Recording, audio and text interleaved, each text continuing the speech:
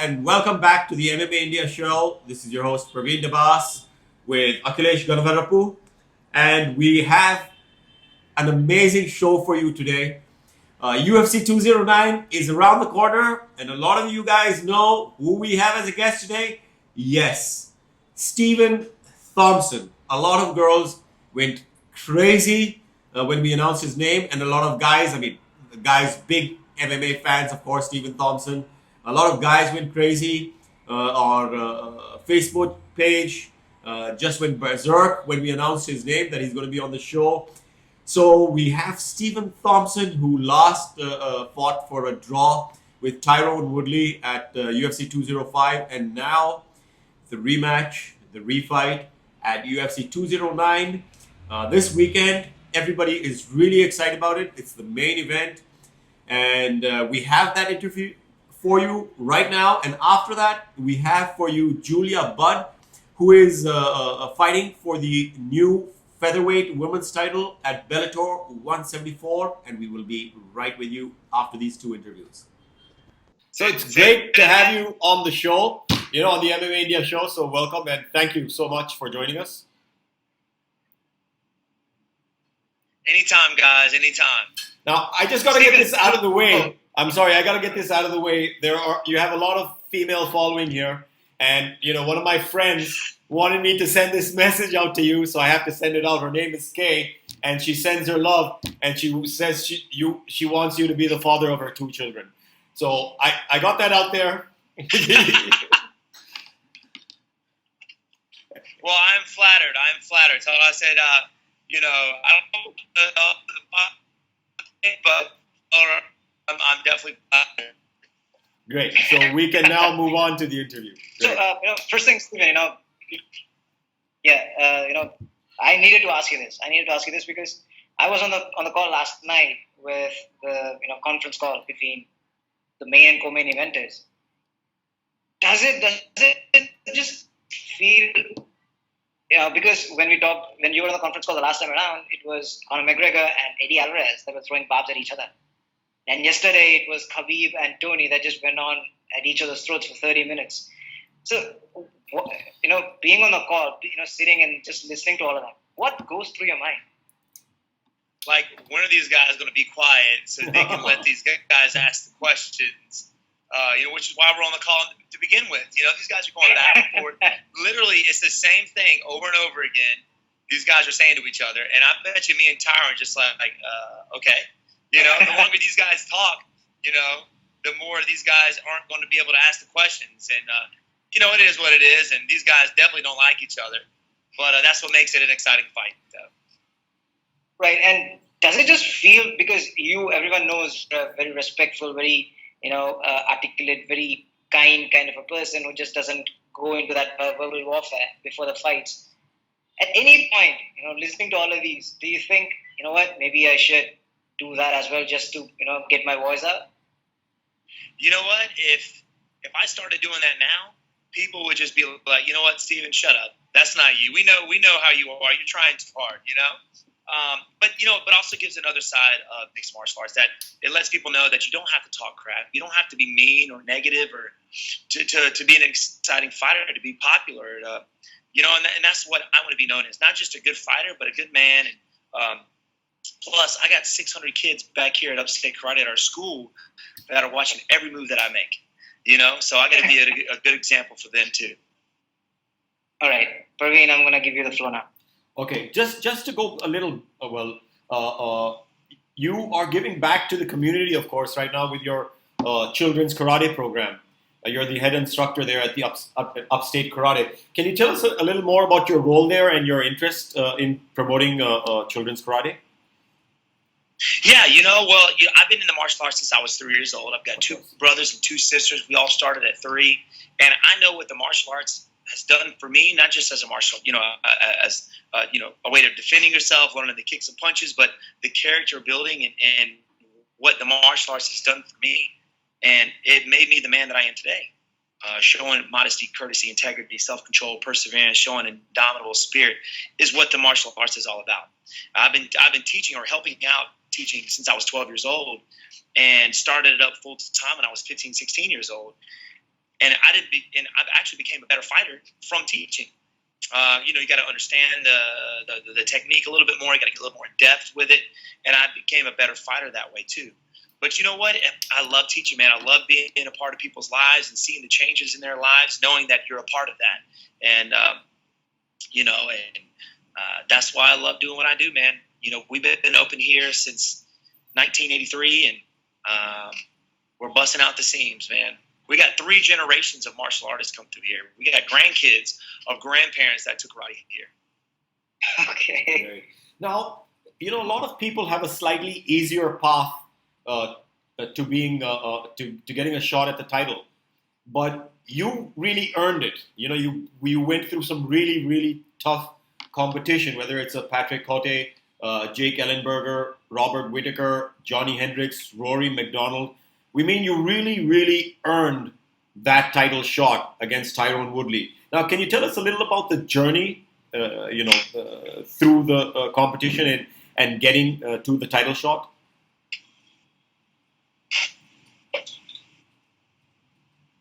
Say that last part one more time, please. Can you tell us a little about the journey through the competition and getting to the title shot? Because you've been through some really tough competition.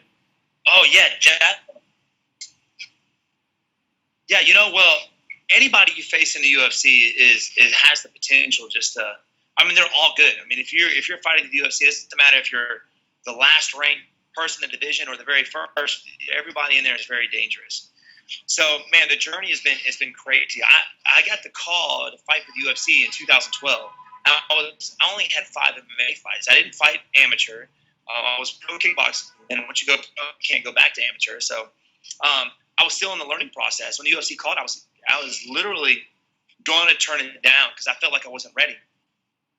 My dad came to me and said, "Listen, man, this is a once-in-a-lifetime opportunity. Just go out there and have some fun, make the best of it."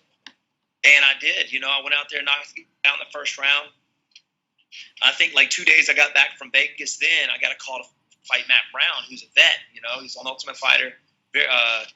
Fought some really good people in the UFC then. That was my very first loss to my full contact career.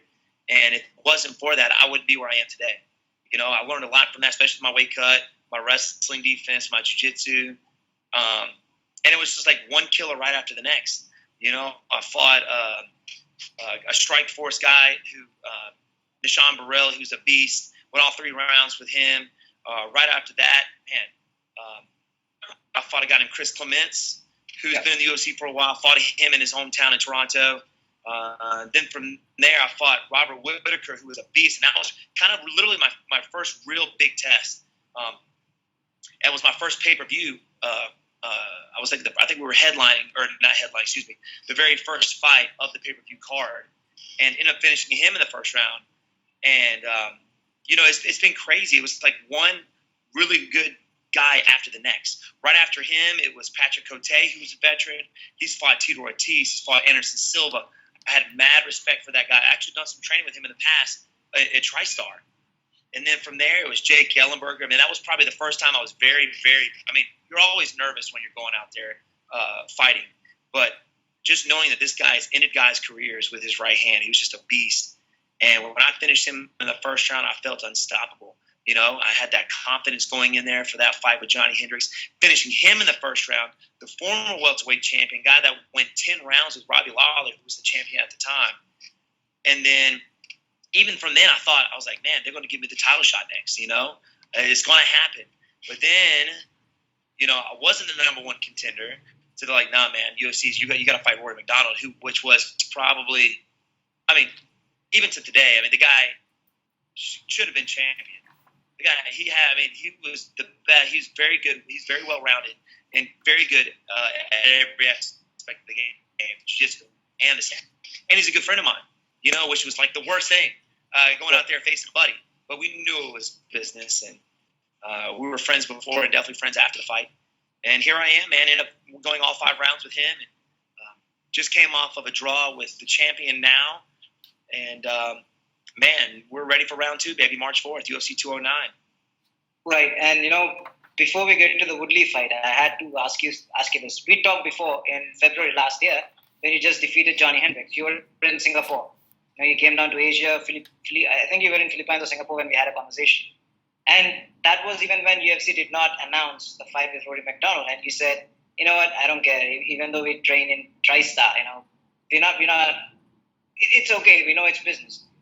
So just when you were told that, he was going to be your next opponent, because everyone thought at that point Rory was supposed to be a welterweight champion. It was his destiny, so to say. So what went through your mind when you were finally told, okay, it would be Rory McDonald, and the fashion in which you finished Rory at that point? Just what went through your mind? It kind of stunk, to be honest with you, because I did have to face a guy that I've trained with and spent a lot of time with. We have a good relationship, fought on the same card a few times. But when it was the deciding factor that I was going to have to go out there and face this guy, I really had to go back to the books, really watch some footage on him just to study him. He's very hard to prepare for because he's always improving after every fight. A lot of these guys in the UFC, even still to today, you go back and watch their first fight, they've never changed. The style has always been the same. Johnny Hendricks, Jake Ellenberger, they were always the same. Rory is the type of guy who always changes, so I didn't really know what he was going to bring new to the table. And he's very good at jiu-jitsu, very good at wrestling. So I had to be on point every step. I remember I literally had a headache after that fight. My brain was just on overload during that fight, just because there was a lot of things going on, and I had to be on edge. I had to be ready at every round, every second, because I never knew what he was going to throw. I knew he was going to try and take me down to the ground. I knew he was going to try and do something crazy. So in the first round, it was kind of slow because I felt like I had to draw out the takedown. How is he going to take me down? Right. It's going to be a regular leg. He's going to try something crazy. So I did a lot of movement to try and frustrate him just a little bit to try and, lure that takedown out. Once I felt it and saw what he was going to try and do, I felt great thing. I knew what was coming, Try one of the flying heel hooks. I don't know if you saw the fight or not, but something you don't see every day, Right. So once I drew it out and I escaped the first one, the second one, the third one, man, my confidence just kind of went up from there. And I know I come out with a win, but Roy's a good buddy of mine. I just worked really hard to get where he's at. But I felt, since he was a friend, if I didn't give 100% out there to him, I felt that would be a disrespectful thing for him, Right. So I had to go out there and give it my all. Right. And, even before 205, going into 205, you told me about how it was a big thing for you to fight in New York. Because, once you and Chris Weidman went to New York, they loved you. They showed you great love. You were probably, one of the more, if you compare yourself with Conor McGregor, you both probably had received the same kind of response from the New York crowd. Just how surreal was it for you just entering the octagon for the first time ever in New York? Man, no words can describe really the feeling you get when you walk out to an event, that big. It was the biggest card in UFC history. Broke Madison Square Garden records. But to be brought in as one of their own, I'm from South Carolina. Right. I'm a Southern boy. And going up to New York, spent a lot of time in Long Island, and they knew that, and they brought me in as one of their own, and that was just a great feeling, man. And it was just so surreal. Even after the fight, a lot of the respect that I got after that, even though I didn't bring the belt home, I gained a lot of fans that night, and that's why I do what I do. That's why I do what I do. Go out there, put on a performance, and entertain those people, the fans, and just to see the feedback from them, the inspiration that I give them, the feedback that I've got. You inspire me to train hard. You inspire me to go to work today and and put with a smile on my face, and that's why I do what I do, man. And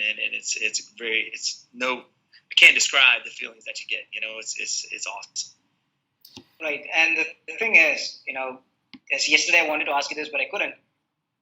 Tyron Woodley, after the fight, said his perspective about you changed.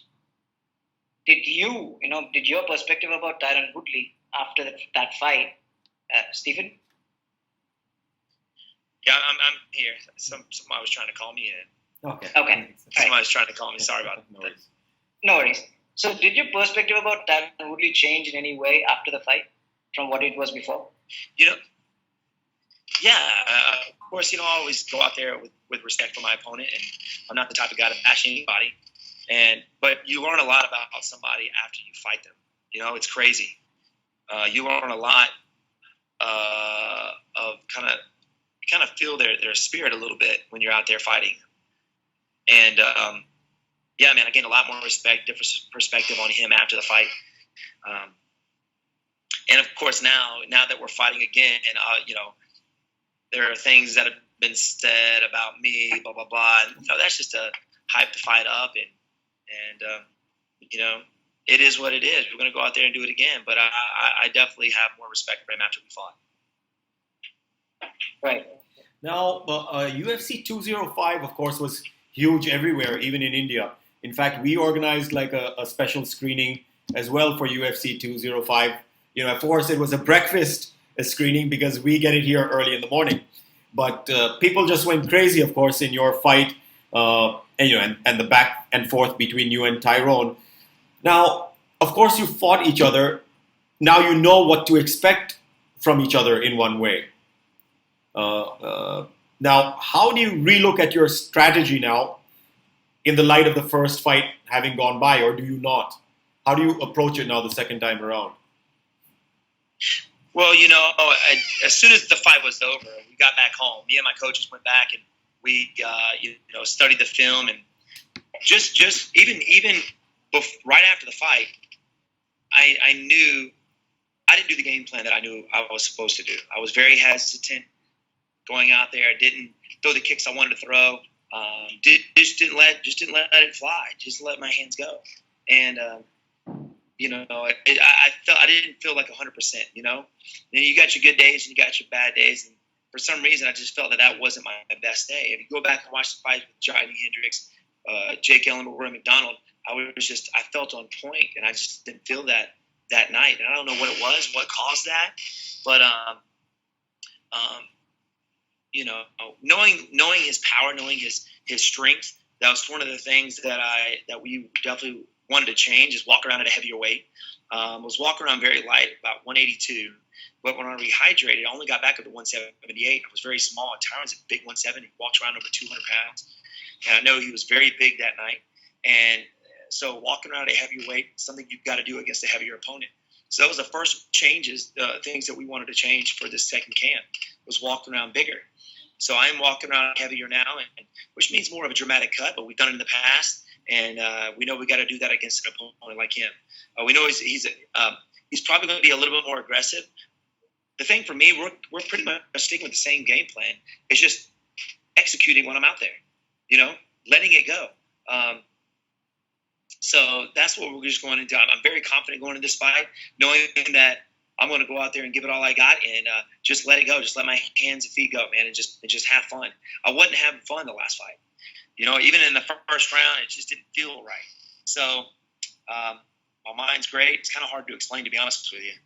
But we have made some changes with our game plan, always working on wrestling and jiu-jitsu, getting better at every day. We know he wants to get me down there again. I know he felt very successful getting me down in the first round. Not being lazy with my kicks. He ended up catching a lazy kick. That's the thing, whenever I fought Tyron, you didn't see him do any crazy wrestling. He didn't shoot for an amazing double or a single leg. He just caught my kick, caught a lazy kick. And that was more on me than him, So not being lazy out there, staying on point every step of the way.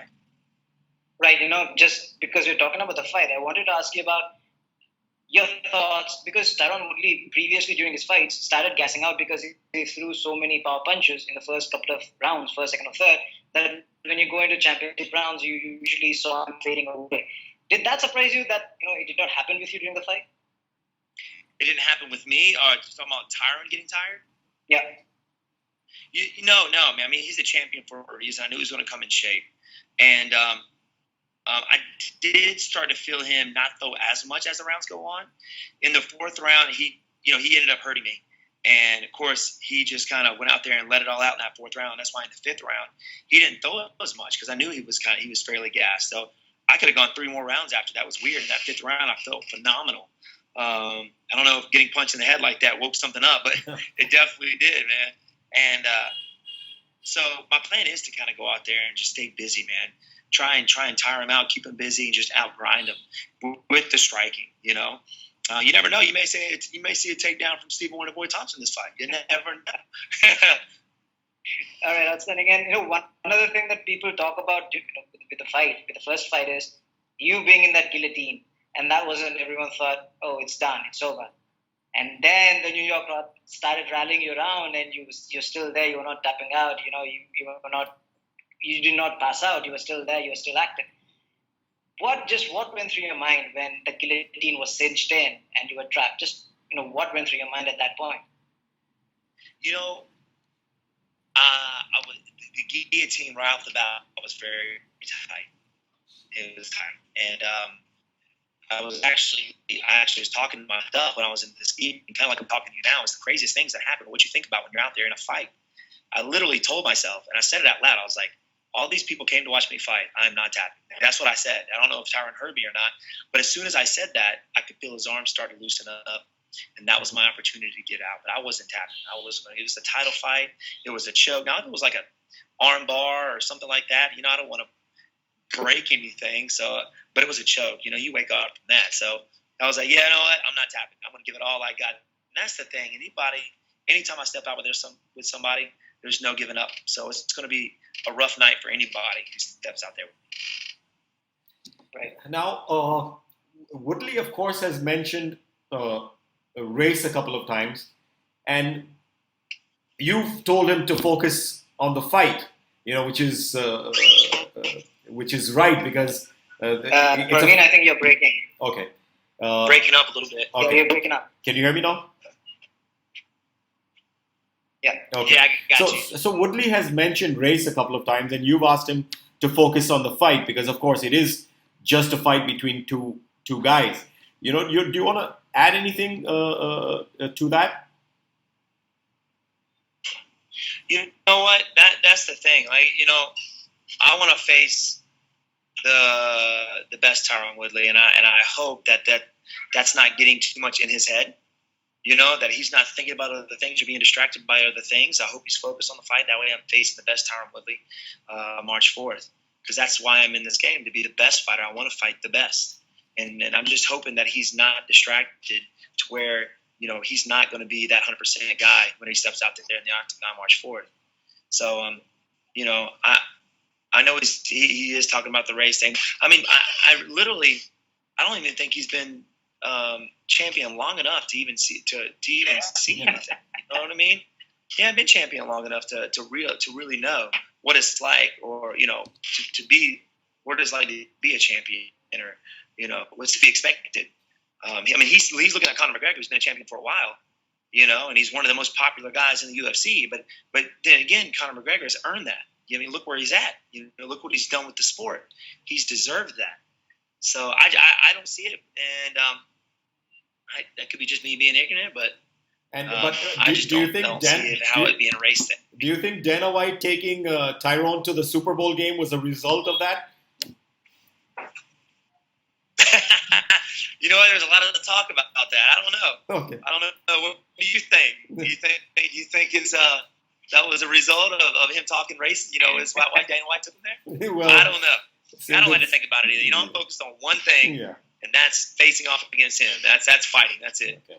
Now, right. And another thing is, after the draw, everyone wanted a rematch because that reminded me. Just talking about the draw, you had that one moment where Bruce Buffer did a Howie, where he said, the winner, Tyron Woodley, and then he changed it to a draw.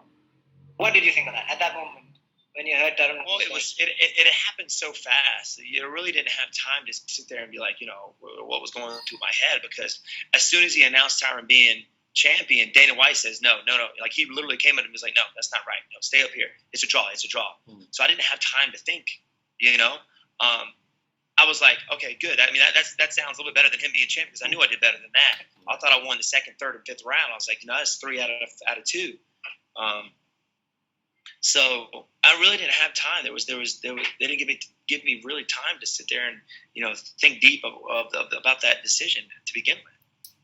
Right, and after that, everyone thought you deserved a rematch. Everyone in that arena, everyone in the UFC thought you would get a rematch. But then you had Tyron Woodley, going after GSP, going after Conor McGregor, going after Bisping, saying, "Hey, so I'm going to move up to fight you. I want money fights." And even Do you think Nick at that Diaz. point, Nick Diaz as well. I think he mentioned Nick Diaz as well. Nick Diaz, whoever it is, do you think at that point he was either A, looking for someone else, or just disrespecting you after the fight, or what happened during the fight? He is looking for that money fight. And, in my experience, whenever you tie with somebody, you always run it back. There's got to be a finishing decision on this, and it seemed like to me he didn't want that. And as champion, how could you be okay with that? Right. Even I'm not the champion yet, but even if I tie with somebody, I couldn't be happy with that. There was no deciding factor, deciding champion. So, it was just weird for him to be calling other people, not talking about me. He's talking about all these other guys he wants to face, but he's not sitting here talking about the guy that he tied with. So it was kind of disappointing. That's why I kind of poked at him a little bit on social media, which got him started and got him to sign that contract. Now, there was, like Akhilesh said, there was talk about a Woodley-McGregor fight afterwards. Now, if you win, of course, we're taking this a little ahead. Is that a fight you would look forward to and give priority to? Or would it be Damian Maia next? I don't care, man. Whoever, there's a lot of guys who deserve that title shot again. I mean, think about Robbie Lawler, who's number 2 right now, and of course you got Damian Maia. You got all kinds of guys who are, wanting to fight. So I don't care. I mean, as champion, you should take on all comers. So it is whoever they give me the contract for is who I'm going to fight. Right, and you also stated that you're going to go into this fight a little heavier. You recently said you put on 8 pounds of muscle going in the Woodley fight. So can you dwell a little on that? I don't know if it's 8 pounds of muscle, but I definitely have gained some weight. Because muscle is very difficult. It takes a while to actually gain 8 pounds of muscle. Right. So, I have put a little bit more muscle on, and I am walking around a little bit heavier. I'm like 190, 191, staying around that area. I'm not getting over that. It is a lot heavier than what I was before, but I felt like I needed to be heavier in order to face a heavier guy like Tyron. I mean, he's a big guy. So I think it's definitely going to help out in this next fight, especially in those clinch positions. I got hired a new strength and conditioning coach, a guy named Josh Reynolds, who's amazing. And I actually found out about him.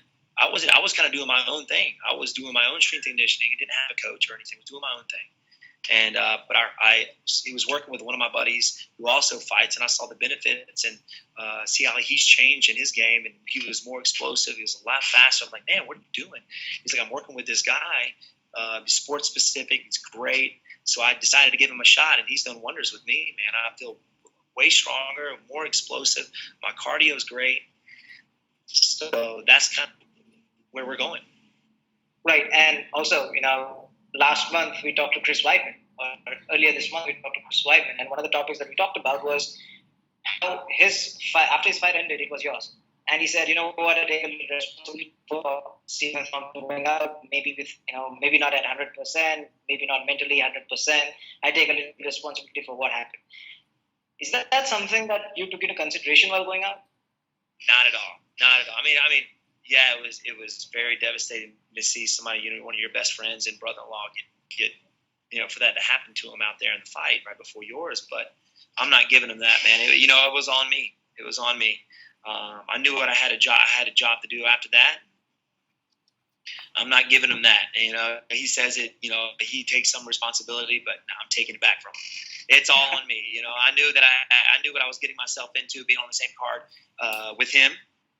I love the guy to death, man, and that was one of my dreams, to be on the same card as my brother-in-law Chris Weidman, former middleweight champion, will soon to be middleweight champion again. So, all right. Now, quite a lot of fighters are giving their opinions on what's happening in American politics nowadays. Are you one of them? Do you have an opinion on what's going on in the country nowadays, and do you air it or do you speak about it ever? You know what? Here recently, I haven't, to be honest with you. I've been so immersed into this fight, so focused on the fight. I haven't really given a thought about what's going on. I know there's a lot of things going on, a lot of negative things, some positive things going on. Donald Trump is our president. It is what it is. He is, and you have to be. You got to give the guy a chance. You got to give him a shot, as we did everybody else who was president. Yeah. What can you do? You can't do anything, right? I mean, the people who doesn't like it, I think he's going to do good things, and of course, in politics, there's negative and there's positive things that go on. But I think if we give him a shot, as of right now, he's been in office not very long, and I see that he's doing good things. I know there was the ban that was going on, and it wasn't really. I don't know if it was a ban, like not allowing anybody to come in, but doing it the right way. So yeah, I really haven't given it a thought, to be honest with you. Okay. Now, have you been contacted by any of the fighters' unions? And again, do you have any views on whether there should be a fighters' union and whether you would want to be part of one? I haven't been contacted by anybody. And that's no more politics right there for you. There's some things that the UFC is doing great, and there's some things that they could do better. And hopefully, with these new owners, and things are going to start happening, good, and we'll be getting paid more and more exposure. But I know they're in the process of moving people out and bringing new people back in, so that's their main focus, and we'll see how it plays out. Right, and one of the things that is being talked about, you talked about your contemplation while facing Rory McDonald because he was your friend. Now George St. Pierre is back officially. UFC and Dana White announced it, and obviously he's gonna, the one main fight that everyone expects to see is GSP once again going after the title. Now, considering you win your fight, there might be a situation where you might be matched up against George St. Pierre. What do you think about that matchup for yourself? He is the reason why I switched from kickboxing to mixed martial arts. He is a huge inspiration of mine and a very good friend. I actually have a better relationship with him than I did with Rory. So I would, to be honest, I can tell you right now, I wouldn't want to fight him. He's a good buddy of mine, and I would have to leave that decision up to him. If he says, you know what, I see no other way around it. I want to fight the best, and you're at the top of the game right now. I'd like to fight you. Then maybe, but I'm not going to sit here and say, I want to fight George St. Pierre. But that would be his decision. Right. So hats off to the guy. I know he wants to go up to 185, fight Bisping, or go down to 155, fight Conor McGregor, and he deserves those money fights. He's one of the best of all time. Right. The other thing that wanted to just get your thoughts on, because you just some time ago said you want the 100% Tyron Woodley and nothing less. Now, recently, at least this past week, we have seen a relatively quieter Tyron Woodley. Even during the media conference call, he wasn't saying much. He was saying, hey, so, these guys are saying something, so I don't care. Let UFC take care of it, or, I'm not going to get into all of that again. Do you think mentally Tyron Woodley would be a little different from the swagger that he had going to UFC 205? I don't know. That's a good question. I'm not with him, and I don't see how he is in his camps. I don't pay too much attention to him on social media. Maybe there's a different mindset. I think he knows and respects me a whole lot more after that first one. So he could be, these next few weeks, really focusing on the fight. So which is why you're probably not hearing a whole lot from him on social media. And I hope he is. I hope he's really focused on it. So that way, I am fighting the best Tyron. But I have no idea. To be honest with you. All right. Akhilesh? Say that one more time. No, I was just checking. Akhilesh, anything else? No, I've asked that all my questions. So we want to thank you for your time, Stephen. It was lovely talking to you, and for you to reach out to all your Indian fans. There's a huge growing community of MMA fans here, and of course UFC is very big. We watch it live out here, so we will be tuning in to your fight on March 4th. It'll be March 5th morning here, so we'll be tuning in and waiting for that fight to happen. All the best. Awesome, man. Well, I want to thank you guys for having me on, and to all the Indian fans out there, I appreciate you guys and love having you guys as fans. So hopefully you'll be rooting for me March 5th, your time, and hopefully we'll be able to get on again after the fight. Great. Look forward to it. Again. Cheers.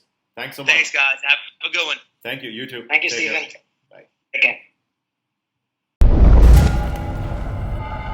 Hello, Julia. How are you? Good. How are you doing? I'm doing very well. Thank you for taking the time out to talk to us. We appreciate it. You're welcome. Right, Julia. Firstly, I asked this question to Marloes as well, but I wanted to get your thoughts on Bellator MMA introducing the featherweight title and what it means to women's MMA now that the top two MMA promotions have a 145-pound title for women. I think that it's been a long time coming, and I'm so grateful to be the main event and fighting for it for the first time on March 3rd. Right. And I think it was supposed to happen last year, and now it's happening, and I couldn't be more excited about it. Right. I was also going to ask you about the fight which was scheduled last year but had to be pushed because of your injury. So can you tell us how your camp went for this fight? Yeah, my camp went amazing. I found out about the fight right after the New Year, and we put together an awesome game plan for the training camp, and everything has been on schedule, and I feel amazing. So reaching new levels in training and ready to go on March 3rd. All right, fantastic. Now, you were also a veteran in the fight game, fighting for the past 6-7 years. And, you'll be facing someone that made a debut over a decade and a half ago, a pro debut. So can you tell us, talk to us about your journey and your thoughts on possibly becoming the inaugural Bellator Featherweight champion? Yeah, my journey, my first year, when I first began mixed martial arts, I feel like I wasn't exactly a complete fighter. I was a Muay Thai fighter that was kind of trying to find her way in mixed martial arts, and my first year was kind of an up and down year. I went from a win to a loss, win, loss, and it definitely developed me into a more complete mixed martial artist, learning wrestling, grappling, jiu-jitsu, the ground game, and now I'm at a place where I can really trust my skills. I feel like I'm comfortable whether it's on the ground or stand up, and I think that this is the perfect time to fight for a world title. All right, and I also wanted to ask you about this transition from Muay Thai to mixed martial arts.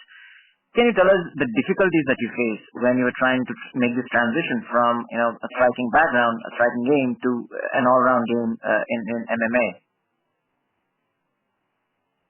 Yeah, I think that it was just about learning the different aspects. So getting really comfortable on it was really wrestling, I think, because the ground stuff, the grappling, I found that a lot easier than getting comfortable with stuffing the takedowns and learning how to defend the takedowns and all that. That. So I think that was the key piece that I was missing in the first little bit of my MMA career, and then now I've been able to tie it all together. So.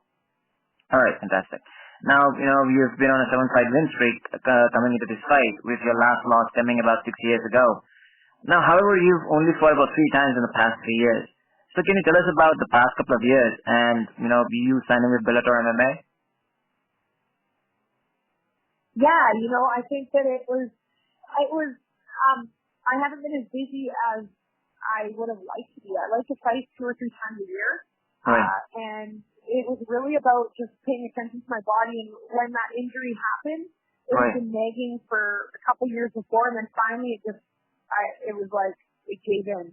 So it was about healing and rehabbing properly and taking the time to actually get like treatment. Now I go to the chiropractor religiously, once a week, no matter what, even when I'm feeling good.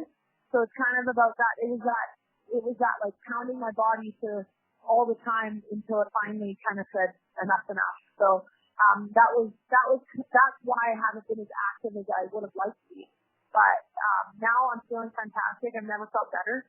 And, God willing, I will fight in March and I'll have another couple fights this year. All right. And, when we're talking about injuries, while we know the physical aspect, overcoming an injury physically might not be that hard or that difficult, but just the mental aspect of it is what more fighters need time for to get over. So can you tell us about your mental conditioning or how you dealt with the injury and just to know that you have to take some time off, heal, recuperate and get back. How was it mentally for you? It was really difficult when I first had to pull. First of all, pulling out of that fight last May was one of the most difficult decisions I've ever had to make because I just kept hoping. We tried for, I think it was like 9 days. We tried everything to see if I could work around it and feel better, but it got to the point where I couldn't sit at all. So I had to get driven, like with my legs up in the back of the car to and from the chiropractor for like 3-4 weeks before I could even stand up. So it was brutal. And I think that after that, it was, I didn't know if I was ever going to fight again, to be honest. So once I started feeling better and started pushing myself slightly, it was kind of just paying attention to my body, paying attention to how I felt.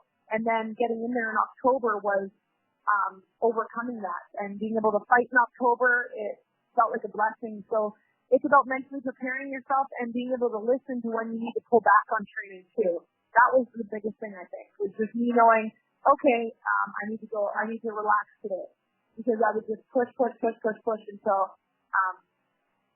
I couldn't take it anymore.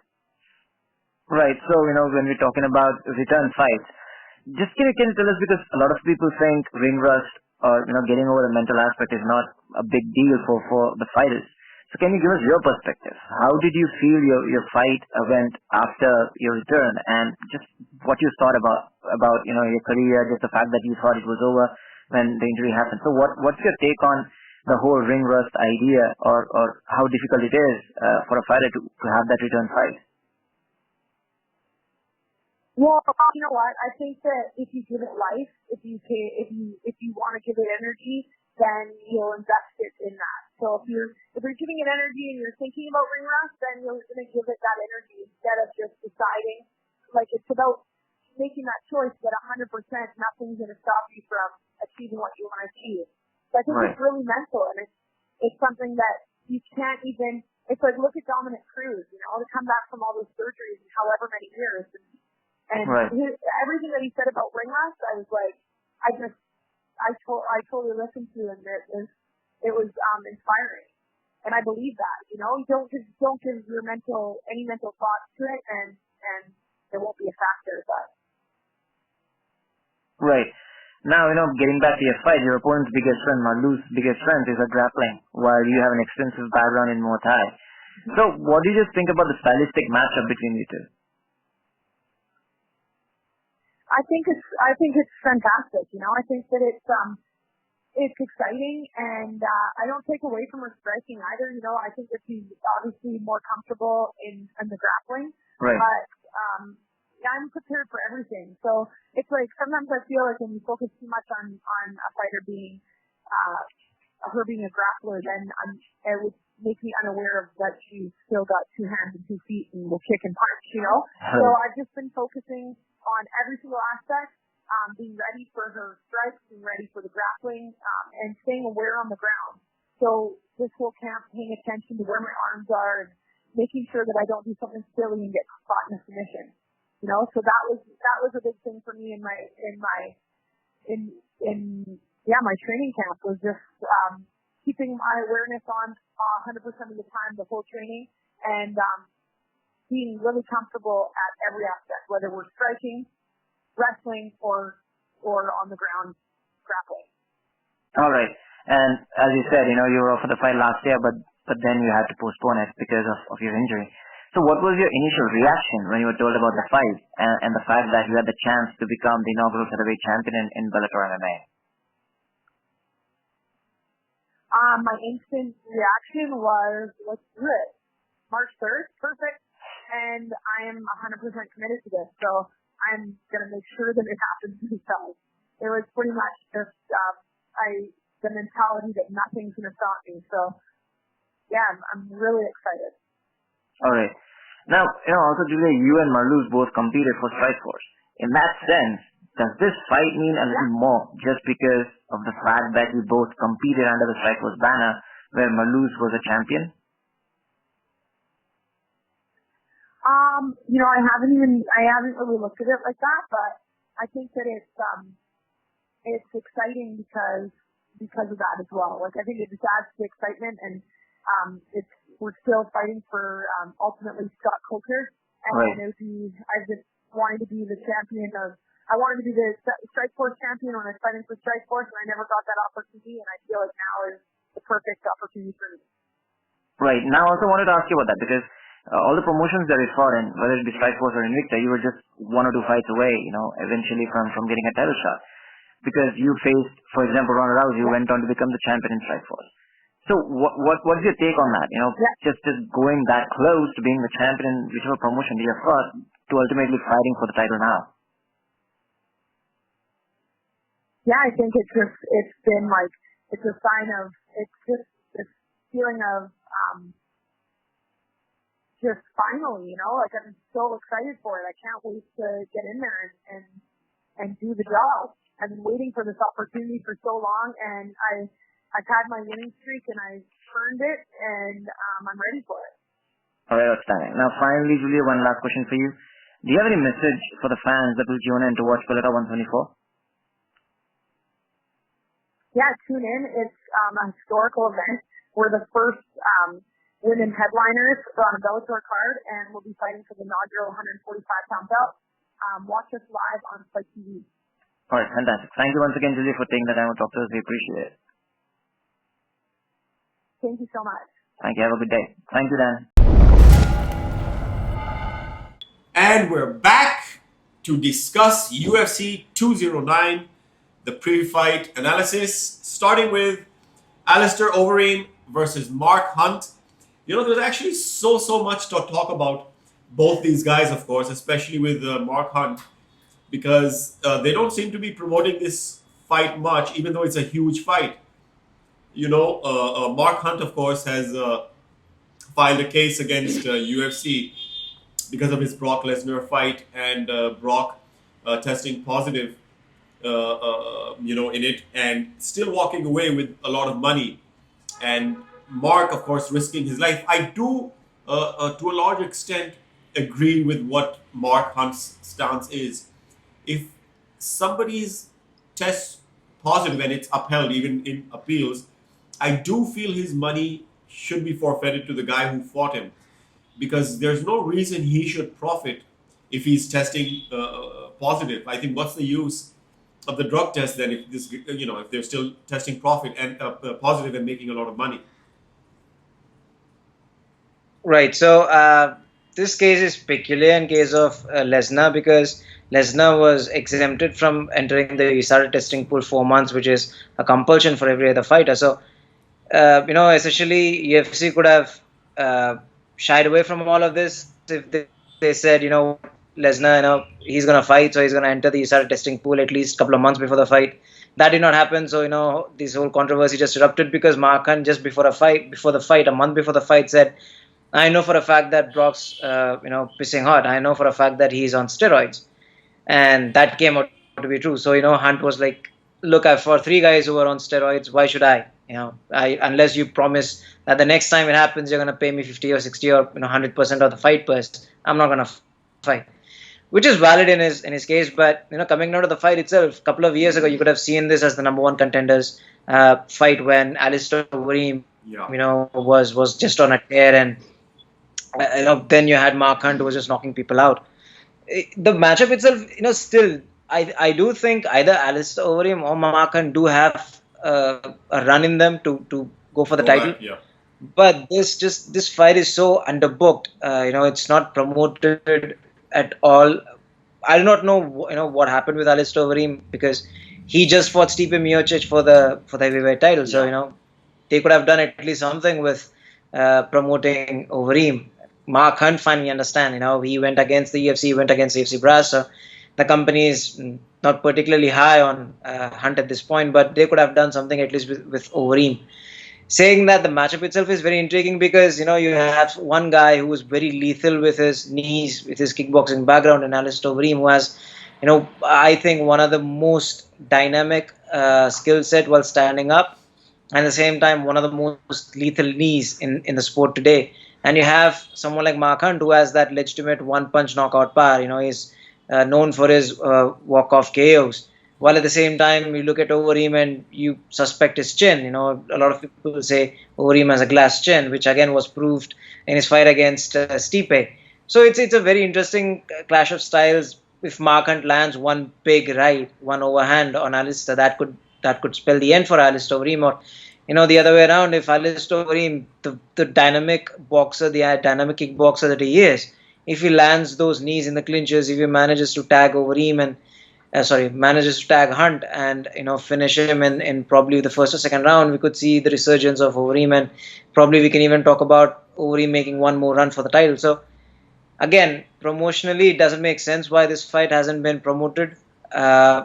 Just because looking at the top of the card, we have two fights where, for example, Venata, he has fought only twice in the UFC. And you look at Rashad Evans, he's not the same Rashad Evans that he was, say, 4, 5, 6 years ago. So it just doesn't make sense. It doesn't make sense why they put this fight, on the main card as the first fight. If these two were heavyweights, these two legitimately are entertaining heavyweights. If I was in the UFC, I would have put them third from the last, so that you have the heavyweights, then you have the Khabib interim title fight, and then the main title fight. And both of them, of course, have the possibility of the one punch knockout. It could go either way on that day. It just depends who, in that moment. I don't think there's anything that one can really say is to the advantage of one and disadvantage of the other. I think it's just going to be who is better on that day itself. Right. So as I said, if Mark Hunt manages to land his overhand right, that big weapon that he has, that he tags, we have seen that with Roy Nelson. We have seen that with almost all of his opponents. And he has that scary one-punch legitimate knockout power that only few of the heavyweights have. But at the same time, as I said, Overeem, legitimate dynamic kickboxer. If he manages to give him the clinch. Alistair is going to try to maintain the distance with his kicks. Yeah. So as I said, he can use his kickboxing to maintain the distance, maintain the range, but at the same time get into the clinches to make sure that he takes away the range advantage that Hunt would have. Because you need the separation to for someone like Hunt to land his barrages of strikes. So either you stay on the outside or get inside the clinches, and Overeem, once he gets inside the clinches, as I said, that very very scary knees. The as I said, probably the most lethal knees in the sport of MMA at this point. So it could go either ways. You could see Mark Hunt landing something on Overeem, and Overeem with a suspect chin can go down, or at the same time the reverse can happen, because mind you, Hunt hasn't fought in the octagon since July last year, after his Brock Lesnar fight. Yeah. So it's been 7 to 8 months. And so you never know. You never know. If Hunt lands something, or Alistair can go down. If Alistair manages to either create the separation or at least get inside the clinches, then you'd have to favor Overeem. So it can go either ways. Now, coming to the next fight, Lando Venata versus David Timur. I think Lando Venata is, of course, one of the most exciting fighters to come on the scene in the last year. His fight with Tony Ferguson, of course, who was almost legendary because he almost stopped Tony Ferguson. And Tony Ferguson made a great comeback in that fight. His last fight, who was his last fight against? Magdesi. Yes. So he, did a great job. He won that last fight, in style. He's shown himself to be a all-rounded the new age MMA fighter, if you want to call it. He's part of the new age. He's not classical. He can hit you from any angle, uh, keep it standing, take you to the ground. A really exciting fighter because he's so unpredictable. Right. So, with Vanata, the one thing that you can get is he creates angles. The last fight with Magdesi, for example, the way in which he finished him, the way in which he created those angles and finished it with that highlight heel kick, if I remember properly, spinning heel kick. So, and the thing is, you look at Vanata and you think he's a very dynamic striker. But at the same time, he is very good in jiu-jitsu. From what I remember, he grew up competing in jiu-jitsu tournaments, and then, if I remember correctly, once again he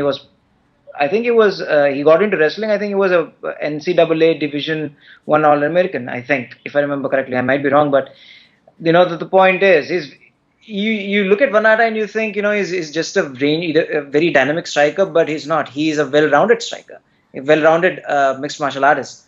So, as you said, his fights with Tony Ferguson and his last fight with Magdesi, he just showed that the evolution of a striker in mixed martial arts today, just the manner in which he managed to create those angles, the manner in which he was so dynamic and so fluid in his movement. But at the same time, his opponent Temur, I just watched Temur's last fight, because I did not watch a lot of Temur. So his Temur was so fluid. The one thing that caught my attention was he was not committing himself forward. He was counter-striking, but at the same time, he was taking initiative. He was so fluid with his kicks, with his body kicks. He was always going for the high kick to create the angles he needed to go in with his combinations. So, you look at Vanata and you look at Temur, and probably I can see similarities in their styles. They're very, very dynamic. They're very, very fluid. But saying that, Vanata is very explosive. Just the manner in which he has fought against Tony Ferguson and Magdesi show that he's a prospect, and he was thrown in, if I remember, just 2 or 3 weeks before the fight against Tony, and he almost stopped him. So I think this is going to be a very interesting matchup. Even with Temur, if I remember his last fight, his opponent said, what, I'm just going to take him down, and that's going to be my advantage. But during the fight, his opponent never went for a takedown. He just couldn't create that separation or shoot in, to go for a takedown. So saying that very good strikers, both very good strikers, Vanata very effective grappler. I haven't seen much of Temur on the ground, so I cannot say how good he is. But if his opponent had any case for that, probably that might be the only hole that he might have in his game. But again, both very dynamic, very fluid strikers. I'm very interested because I think this can easily be one of those sleeper fights where you do not expect this to be the performance of the night or fight of the night, but it might surprise you. And good for these guys that they're on the main card of UFC 209. Vanata with just 2 fights down, I think, but has really shown himself to be a talent who deserves to be on this main card. Yeah, but that's the thing, this is what I said with Overeem and Hunt. You have guys with just 2 fights in the UFC above Alistair Overeem and Mark Hunt, which does not make any sense. But do you think it's really above, or do you think it's about starting the main card on a big note? If you see other UFC pay-per-views, for example, you do see some heavyweights. For example, I remember one with 193 where you had about 3 or 2 heavyweight fights on the main card. You had the Hunt and Bigfoot fight, and then you had the Jared Roshold fight. So it's not that, and Jared Roshold's, the fights are normally very boring, but those fights open the card.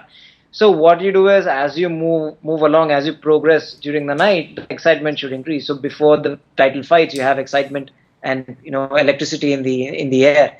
So normally you start with kind of unpredictable okay fights, but then as you move along, you provide the more exciting fights. But putting someone like Alistair Overeem and Mark Hunt on the as the first fight of the main card, I think that devalues who they are or what they have done in the UFC. So probably, I would have thought first would have been Vanata, and then you might have your Rashad Evans then fight, Alistair. and then you have. Yeah. But Well, we know what fair happened with enough. Mark Hunt. So It is what it is, as Dana White would say. And moving on to the next fight, Rashad Evans versus Dan Kelly. Now, Rashad was going to fight on UFC 205, right, of course, but was not declared medically fit. right. Do you think, he's a great fighter. I really admire him. He's had his time, but do you think he's had his time and now he's moving a little, he's stretching a bit? See, this is where someone like Tim Kennedy probably has done the right thing, where he said, and Tim Kennedy was still a top 10 fighter. Mind you, he was not someone that was on the periphery or just was being removed from the top 15 and just, had to fight in the UFC just for namesake. No, he wasn't. You look at someone like Uriah Faber also very recently, for example, who was still a gatekeeper in the division. He knew for a fact that he would not fight for the title again. He knew for a fact that, they were younger guys who were better than him. Not just that, he had his chance. He had his chance. They gave him a chance recently, and he wasn't able to. So fair enough. Like you said, he knew he wasn't going to get another chance after that. Right, and same with Tim Kennedy. Tim Kennedy lost to Kelvin Gastelum and said, you know what, there are better fighters than me. There are much younger fighters, much hungrier fighters. That can go, much more than I can at this point. So Rashad Evans, he had his share of injuries. He had his fair share of fights that were cancelled. Let's put it that way. Yeah, you cannot ever say, hey, so his time is up, he needs to go, because he has been he is a legend in the sport. Former champion, all those accolades, one of the best wrestlers in the division when he was in his prime. So yeah, it is what it is. Probably one more fight and then Rashad can evaluate where he goes, because he's fighting someone that is very dangerous. Dan Kelly. People are sleeping on Dan Kelly, but very good jiu-jitsu, very good background in judo. I think he's coming off 3 victories at this point. So, and in his past 2 fights were very impressive, the way in which he got the victory. So I think people are just underestimating his opponent. You might see Evans winning the fight. You might see Kelly winning the fight, and then Rashad calling it a day, which I think probably the right time to do so. Yeah. Now coming to, of course, the co-main event, which is probably as big a fight as the main event. Some people might say bigger if you go by the media call which just happened. Khabib versus Tony Ferguson. Now Khabib is such an amazing character. If you see some of his interviews, just the interviews are legendary. The interview he had with Ariel Helwani backstage, where he talked about loyalty. I felt he was going to get Ariel Helwani in a neck choke or something right there. Because he was really like, he's scary, because he doesn't really say it in a bad way, but the intent behind the words, and you're like, shit, I don't want to meet this guy alone anywhere, because he's a fucking killer. If you see UFC 205, of course they put him on the undercard against Michael Johnson. But of course, they have to put these fights. I understand that why they put a big fight in the undercard, because they have to sell UFC Fight Pass as well. So it's not, I feel, to undermine the fighter, but it's more that they do respect the fight a lot, and that's why they put it there, to sell UFC Fight Pass. But why? Remember, you had Anderson Silva and Michael Bisping on Fight Pass, if I remember correctly. I think it was Fight Pass. No, I don't think it was on the Fight Pass. The London one? No. Wasn't that the main event? That was the main event. Yeah, it wasn't Fight Pass though. The whole event was on Fight Pass. Are you sure? Yeah, the whole event I think there was Fight something Pass. else which was on Fight Pass, where there was 2 events on one day, and one of the events was on Fight Pass. It wasn't Silva Bisping. Yeah, it wasn't Silva Bisping. So anyway, No, Bisping wasn't Fight Pass though. The entire card of Silva Bisping wasn't Fight Pass. Okay. But anyway, coming back now, Khabib versus Michael Johnson. I found it hilarious that a fighter of Michael Johnson's caliber, he's just got him tied up, and he's beating him up and talking to Dana White as well. You know, he's like, yeah, give me that fight with Conor McGregor. I'm the real champion. You know, it's like, you know, he seemed almost like Desi.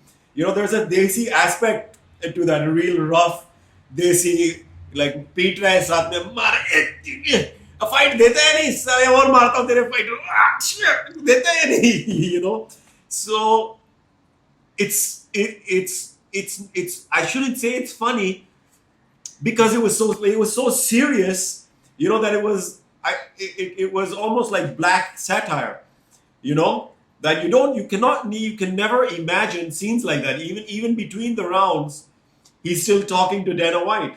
You know, don't give me any more of these fake contracts. You know, this is number one bullshit. So and Dana White is like, okay, fight तो खत्म कर ले पहले, भाई बाद में बात करते हैं, पहले fight खत्म कर ले. So, you know, an amazing character. And yesterday, of course, he was chatting with Ariel Helwani again, and I caught some of it because it was in the night. But you know, he just has so much confidence in his skills. And of course, there is talk now about this might be his last year or two because his father has said he wants to make sure that he doesn't take too much damage and, you know, lives a healthy life, etc., etc. But, you know, at the end of the day, he's a very skilled fighter. He can hit you with punches also at different angles. He knows how to hit you to take you down. And once you're down, you know, you're gone. So, and Tony Ferguson, of course, is no slouch. You know, this is why I think, it has the possibility of being the fight of 2017. You have Tony Ferguson, who is ninja, who's like a ninja. You know, he calls himself doing this ninja shit, but he is. He is a ninja. He does, you know, all these different moves. He's always practicing with different styles. His ground game is brilliant. His standing game, of course, he has a very big advantage as far as reach goes. I think he has a 6-inch advantage, reach advantage. You know, if you see where he trains also, he trains at altitude. You know, the hill running, blah, blah, blah. He trains really, really tough. So, you know, this fight, one can only hazard a guess as to who will win. Right. So the main thing that separates Khabib from anyone else at 155 or even 170 is people do not know what strength Khabib has until he takes you down and until he smothers you. So his style is completely different. His style is smothering, you know, because he trains with your Daniel Cormier and your Cain Velasquez, who are your 205 and your heavyweight. So, and, you know, they are the ones that say Khabib might not look like it, but once he takes you to the ground, you will not believe the amount of strength that he has, just because of the smothering style that he has. Because he wrestles with bears. Right. So, भालू के साथ कुश्ती करता है. Yeah. So the thing is, you know, either you have a very submission-oriented grappling style when you take someone to the ground, or you have a very smothering style where you kind of cut off or reduce the amount of oxygen the other person can take, and then just smother him and rain down with strikes that, you know, as we have seen with Khabib and Michael Johnson. So Khabib Nurmagomedov, you know. So the interesting thing is what Tony recently said makes a little sense, because he said, look at the amount of, you know, wins that you have. Your record is padded. You know, you haven't faced any legitimate guys. Yes, he did face Rafael Dos Anjos. He won against Rafael, but it was at a time when Rafael was not at his best. It was, I believe, in 2014 when Rafael was still evolving. You know, he came from Evolve MMA down to King's MMA back in 2011 or 12. So he was still evolving as a fighter. So, you know, what Tony said makes sense. Maybe his record is padded. You know, he has a 24-0 record. But how many of them are legitimate fighters? You know, legitimate top 5 guys. Michael Johnson, when he fought him, I think was about number 5. But other than that, who else? But at the same time, I think the advantage that Tony has, I do not think he has a 16-inch reach advantage. Maybe about 2 or 3. I'm not too sure about that. But I think it said 76 versus 70. Maybe, I'm not too sure. I don't think it's 6 inch. I don't think anyone advantage in Okay, lightweight. it might be centimeters then. I might be wrong, but I saw 76 versus 70. Okay, because Khabib is very short and stout, so Yeah. might be for sure. But the advantage that I see with Tony is his conditioning. As you said, he trains at high altitude, so he naturally has better conditioning than most of the fighters. We have seen his fight against Rafael dos Anjos going all 5 rounds. At the end of the 5th round, Rafael dos Anjos looked completely gassed out, but Tony looked like he could still go for 3 more rounds. He was still fresh. It just looked like he just got out of a 3 round normal fight, not a 5 round fight. So his condition is impressive. And Khabib, I don't think, has faced a striker who's as fluid as Tony Ferguson. As you said, his style is completely different. And the way in which he can cut angles and he can barrage with his combinations or his kicks. I don't think Khabib has fought anyone with that kind of a dynamic striking background. And at the same time, Khabib, as I said, has that smothering wrestling style, be as effective with Tony Ferguson, just because of his conditioning. The process in which Khabib does is he takes you down, he lays over you, he just smothers you, and you gas out, and then he finishes you off. I do not know if that works with someone like Tony Ferguson. Yeah.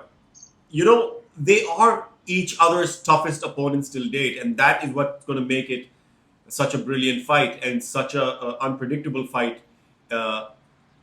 and such just such an exciting fight. Everybody's on the edge of their seats to see what the hell is going to happen in this fight. Is Khabib going to be able to take him down? Is Tony going to go to the ground with him? Because Tony has said he's going to go to the ground with him. He might just be using it as a mental tool to make him feel like he's going to go to the ground with him. But maybe. But the thing is, during the Khabib and Michael Johnson's fight, you've seen Khabib getting tagged before he eventually took Johnson to the ground. He got hit in the face. He has very good chin. So that didn't fluster him. He eventually took Johnson to the ground and finished him.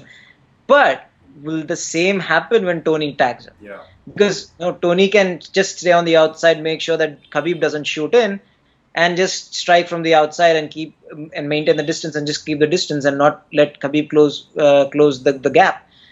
So so just watching the fight with Michael Johnson, that might give Tony just a little bit of hope, and say Khabib tries to close the distance. He doesn't just shoot in. So the style with Khabib is completely different. You have normal wrestlers who just shoot in, but Khabib sets it up. So he sets it up either by getting into clinch, closing the distance, and then taking you to the ground. So it's that style of his. That style of his might give Tony an indication and say, what, if he maintains that separation and just works on Khabib from the outside, and the moment when Khabib tries to close the distance, that is when Tony can tag him and actually hurt him. So it's, as I said, it can go either ways. You have a very dynamic. Now, very what is going to be striker. even more exciting is the fight after this, because the winner, of course, is going to fight Conor McGregor, and what a fight that is going to be! One of the biggest in history, so to speak. Just imagine Khabib beating Tony and facing Conor, or a Tony beating Khabib and facing Conor. Then, I do feel Tony might have a bigger advantage over a Conor because of his height and reach advantage. I think stylistically, Khabib would be a nightmare for Conor McGregor. Stylistically, yes. Once Khabib just closes the distance and takes Conor to the ground. Yeah, but the same was said done. of Eddie Alvarez. Of course, Eddie's great ground game is nothing compared to Khabib, with all due respect to Eddie. But Conor didn't let it come to that. Now, anyway, that's a whole different discussion. So let's not get into that. But I agree with you. It's a debate. It's a very strong debate. But March 5th, India morning. What an exciting fight. Now, coming to the next one, Tyrone Woodley versus Stephen Thompson for the welterweight belt. They fought in UFC 205. It is a rematch now. They had a draw. We just spoke to Stephen Thompson. You just saw the interview. What a great guy. An amazingly cool, chill guy. People love him. People just love him because he just fights the fight. You know, he sends out a very positive message. He's always very positive. Like he said in one of the interviews, you know, they gave me the contract. I didn't renegotiate or anything. I said I just signed it and said, let's go. And you know, that kind of a attitude is sometimes very positive and contagious. You know, you love watching such guys fight. You know, they just get in and they fight. You know, and he's a great looking guy, great role model. And like we discussed with him in the interview, he has really earned his way to the top. He fought some great competition, beat some great guys, and he's earned his way to the title fight in 205, and of course to the rematch at UFC 209. Now, coming to that fight, of course, it was a seesaw battle. A lot of people felt when Tyrone Woodley took Stephen Thompson down, rather than try to get him in a guillotine, he should have tried finishing him off. But easier said than done, because when you're in that situation, you know, you feel you've got, you know, the choke and you can squeeze it. It's only that Stephen Thompson really did the unthinkable. You know, he did the great escape. You know, not many people, if any, would have been able to escape that. And he just managed to squeeze out. You know, so a back and forth, a lot of, let's not get into, of course, who should have won. I mean, we can if you want to. But a draw seemed to be pretty fair, though I do feel maybe Tyrone did have him in a little more trouble, serious trouble, more than maybe a Thompson. But Thompson did get at least 2 of the 5 rounds. 1 round was iffy, which is why I feel a draw was, pretty fair, I think. Yeah. So going into the fight, if you watch the fight again, you might sense 2 things. A, Woodley was apprehensive because he saw what Stephen did with someone like Johnny Hendricks, and Stephen was apprehensive because he saw what Woodley can do with someone like Robbie Lawler. Right. So I think both men gave each other a lot of respect in that aspect, because Woodley has a legitimate one. I think he packs more power at 170 than anyone else in the division at the moment. Maybe Hector Lombard, but he has now moved up to 185. But if you look at the welterweight division, there is no one that packs more power than someone like Tyrone Woodley. And the thing with Stephen Thompson is he has followed in the footsteps of someone like Lyoto Machida, where I say they're both very elusive. So until he met Woodley, he was very elusive because of his karate background and the manner in which he could switch stances. So, he was not just a southpaw. Stephen can also fight orthodox. And just the manner in which his side stance can create a bit of a problem for even wrestlers, because once you shoot in for the single leg, it's easy for them to escape and then counter. So I think both men gave each other's background and each other's skill a lot of respect. And I think this time around, it will be completely different. So even Stephen told us that he did not follow the game plan the way he should have, or the way his corner was telling him.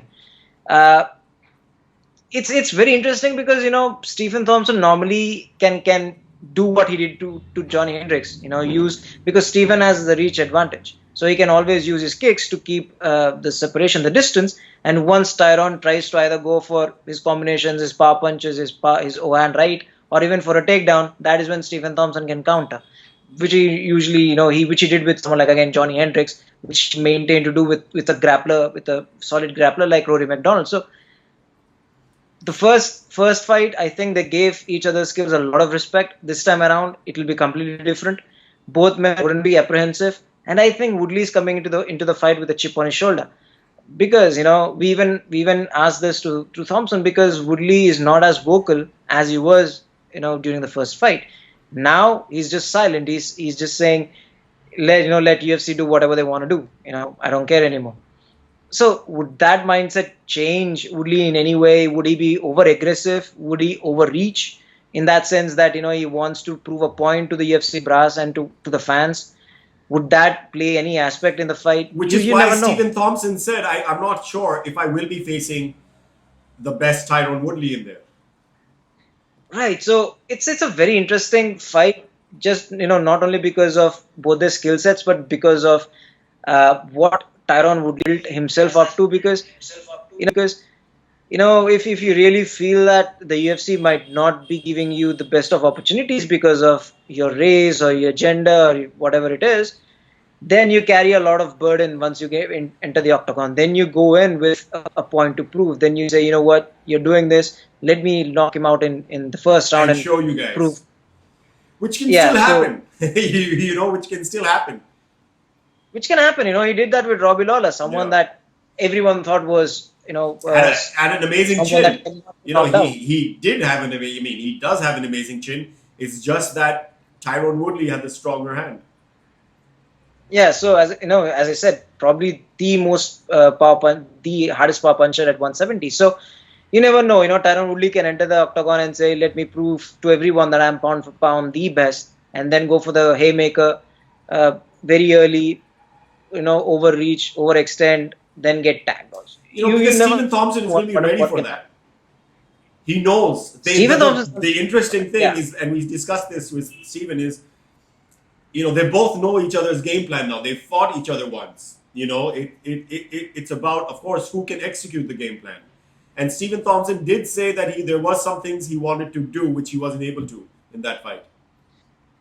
Right, and the other thing that we have understood from the earlier fight was Stephen can take Woodley's overhand right, because he got tagged 4 to 5 times. Yeah, he got knocked down, but still he wasn't knocked out. So Woodley knows, he probably has more respect for Stephen's chin at the moment.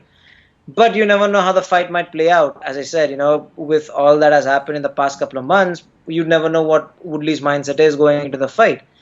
So it's going to be very interesting. Stylistically, if you look at the fight, it can go either ways with the range advantage that Stephen has, and if you even neglect the power that Woodley possesses, just wrestling, his smothering style, can be his aggressive style can be something that works in his favor. Then again, we also talked about how Woodley, packs a lot of power in his punches, so gets gassed out pretty easy. So once you go into the 4th and 5th round, that can make some difference. So there are so many aspects, so many elements that can, impact the fight. So until we see what happens inside the octagon, you cannot. If you're a betting man, and if you ask, who do you think who do we think would win? It's very difficult, but I would still give Thompson the nod over Woodley, just because of what has happened in the past couple of months. I think Woodley would be someone who would enter the octagon over-aggressive, might overextend, and get caught.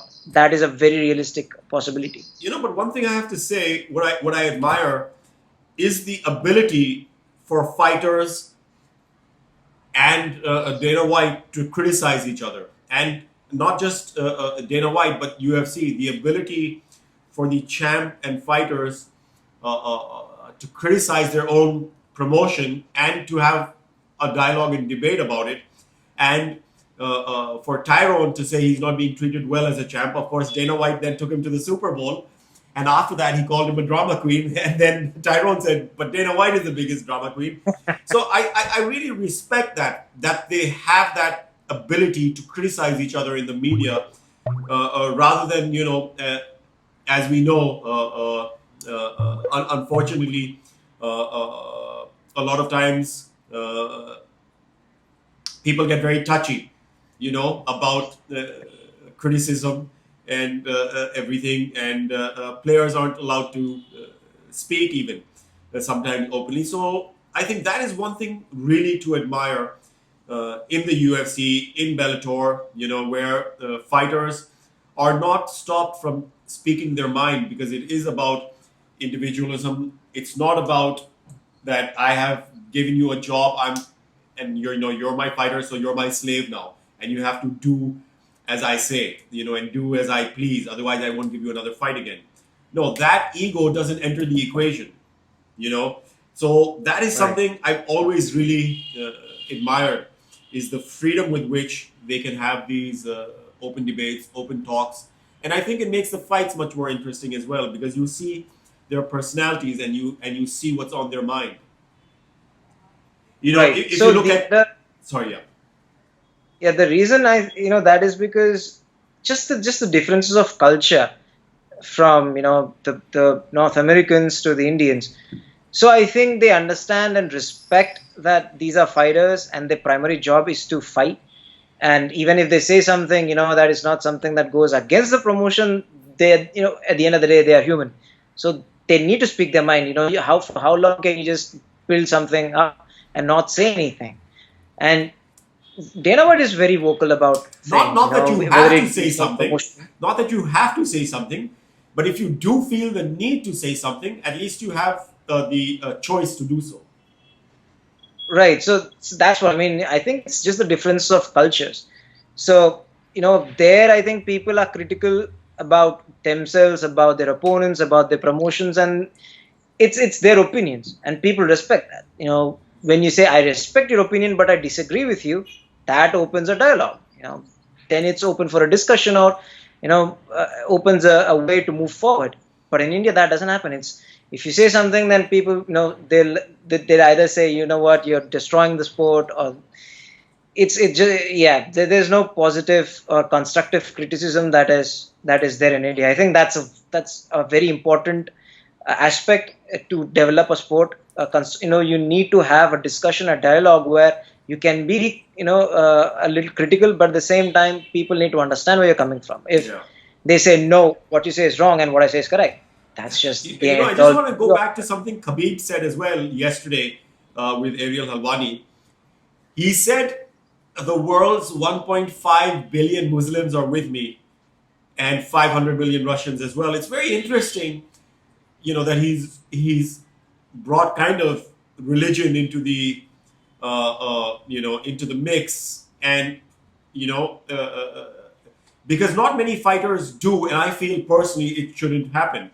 You should not have to like a fighter or not like him or anything because of his religion. I feel religion should actually have nothing to do with the fight. So it's interesting that he brought that up. And it's also interesting that while saying that, Ariel also asked him about the current, ban, so to speak, which was on in America, and the situation, and that he didn't comment on and said, that's political, I don't want to comment on that. So, that's, I feel, bringing religion into the equation is always a little iffy, because I do remember, I think Yoel once in the cage thanked Jesus and did the whole soldier of God thing, and Dana reprimanded him for it. He reprimanded him for it and said, don't bring religion into the ring. See, at the end of the day, it's the entire fighter, the personality of the fighter that is in the cage. You cannot say, keep part of your personality outside and just come inside and fight. I think you're taking away a certain aspect of a fighter if you're doing that. You're taking certain aspect of a person if you're doing that. And I do not agree with it. You do not have to agree with someone's point of view. No one tells you to understand or agree with them. But at the same time, I think, right, just the right to speak their minds is something that is very important for not just the fighters, but for people in general. If that right is taken away from you, then what fundamentals, of the society are you adhering to? What is the basis of the entire civilized society? No, we're not saying, okay. Fair enough. Basically, they should have the right to say anything they want to. Yeah, I mean, not anything that would be okay. So you have certain rules in society that you should not cross a certain line, and I think religion does not fall into that line. If you don't agree with someone's perspective, fair enough. You don't have to agree. Just because you don't agree with them doesn't mean you say, "Hey, stop." You do not have to. You should not speak in that sense, or you should not speak like that. So it's a fine line. It's a very iffy subject. Very touchy. It is an iffy subject, and that line is always shifting. So there's always a thing of what is the politically correct thing to say, and how far right is it, to say all of my fellow religious people are behind me because they belong to my religion. Can you really speak on behalf of everybody? You know, so you know what I mean. That's why I'm saying it's an iffy subject. You know, It is. because if Tony Ferguson started saying the same thing, or anybody else, you know, it becomes very iffy. That's why I'm saying I'm not sure if I agree with that line, because you know, it becomes a whole different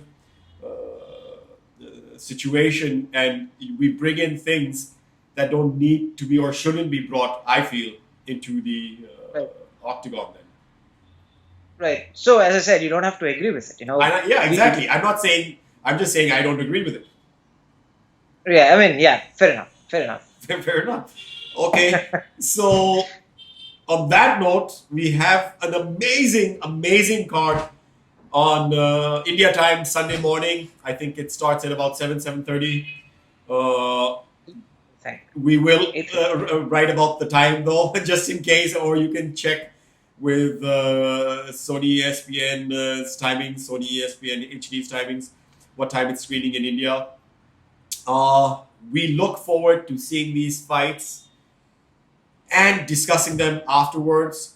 And we hope you enjoyed the interviews today with the brilliant Stephen Thompson, huge star, Julia Budd fighting for the featherweight title in Bellator, and discussing UFC 209 preview with us. Me, Parvin Dabas, Akhilesh Gannavarapu, signing off. Thank you for joining us once again.